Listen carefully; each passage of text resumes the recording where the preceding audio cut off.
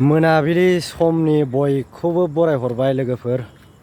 ओमफ्राय आं दा दङ बिटिसि गेटआवहाय दसे बार जाथावथाव बेरायफैदों आरो ओरै बैयाव साहा लोंबाय।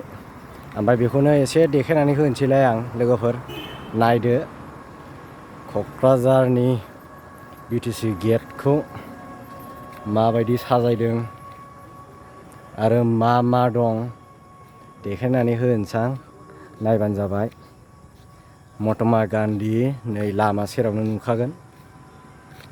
बिराद मोजां नुयो आरो मोनानि लाइटजोंहाय, फुरा लाइटखा, बिराद समायना खालामदों। नायदो सारिगिदिं ओरैजों वालाव मा मा गासिबो माबानि मोसानाय मानाय खालामनानै दोनजोबदों आरो मोनफ्रोमबो हारिनि।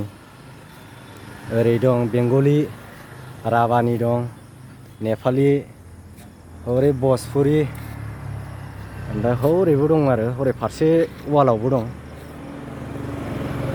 बेनोसै।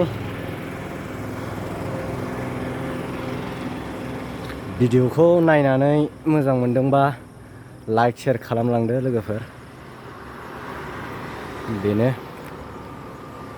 बार जाथावथाव दसे सम बेरायनायजों लोगोसे देखायनाबो होबाय आं।